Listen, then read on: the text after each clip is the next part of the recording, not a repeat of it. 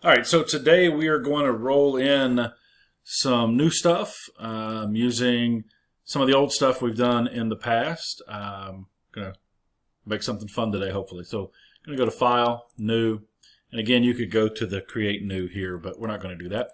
We're going to call this Square IG. IG obviously is Instagram. And we're going to set this to 1800 by 1800. It doesn't matter portrait or landscape because it's square. We're going to make sure the resolution is 72. Now, before we go further, what I'm going to encourage you to do is hit this here and call it Square IG. And now you'll be able to come in to presets and load that. We're going to use this a good bit over the next several weeks. So now I have that. It is opening. There we go. And what you are going to be encouraged to do, or actually what you're going to do, is go to Photos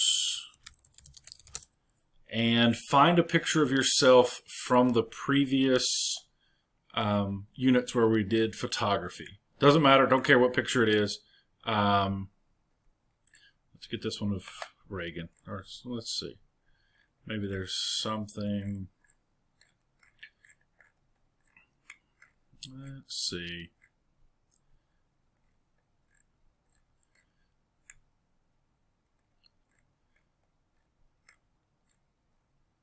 Here we go. We'll use Talon. So you'll go to File. You'll download it. Then you'll go back into Photoshop. You'll go to File, Open, and Downloads. And it's going to be that right there for me. And it's going to open the new window like we've done in the past. And we're going to hit V for the selection tool and then click and drag this here and drop it. Now you're going to see that it is much larger than the image. So Control T and we will bring it in like so. Okay. And hit return to save that. Now, we're going to use the shapes tool. I'm going to show you the text tool today. The text tool is, you'll probably like it better than you did writing your name with the shapes. But you have two basic text tools you can use. I've never used the mask tools in my entire life. So I'm going to use the horizontal tool and Talon. Now, Command A selects all of them. And if you see here, you see the character tab, you can do a lot of cool stuff. Make it larger. Okay, tons and tons of fonts that you can choose from. This looks very Talon to me. Don't know why. Now you can come in and just mess around and figure out how you want things to look. If I want the letters all on top of each other or make it look like it's one thing, you can do this. You can make them taller. You can make them shorter. Do a lot of cool stuff. But I'm going to pull this in. So here is, if you hold over it, it's going to set the tracking. I'm just going to pull it in to where it looks like it's one word. Okay, so there we go. Now, to make this a different color, you just click on the color tab. Boom, it's now a different color.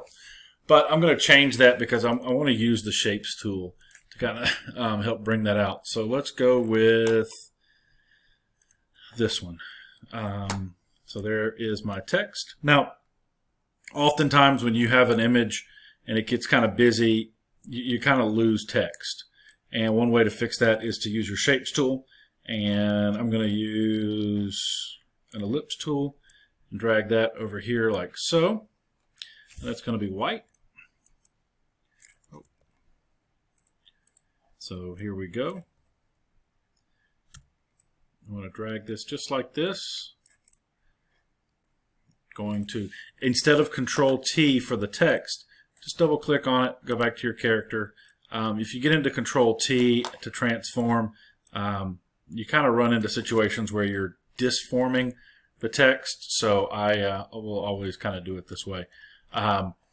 So there's that. And again, if you want to select more than one, hold down Shift, and then you can kind of move them as you need. I want to free up that side a little bit. Probably not the best picture to do this with, but that's really it. I mean, it really is a relatively simple project for today. Some things you can do, I will show you. If I wanted to, let's say, put this here, I'm going to put a rectangle tool. And some of you guys saw this the other day as you were asking questions about how to do different things. So here's my rectangle tool, or my rectangle. I'm going to call it BG for background. Something you can do that's easy and fun. If you come here to the mask tool and you see it put this box over here.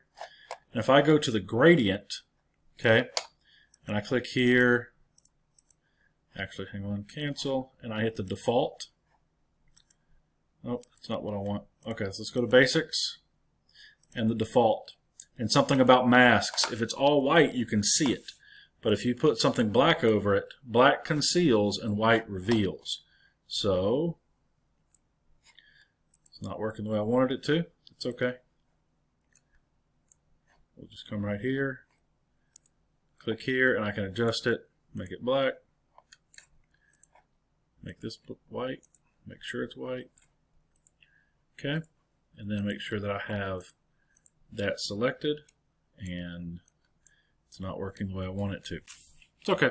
I'll get the brush tool, and you see now, because my primary color here is black, it's taking it away. Now, it's not destroying it. You see, it's still over here. If I come back and paint it back on with white, I can do that. And going back to some of the brush stuff that you can do, if you hold down Shift, it will make your brush what's called softer. So, you can fade it like so. Okay.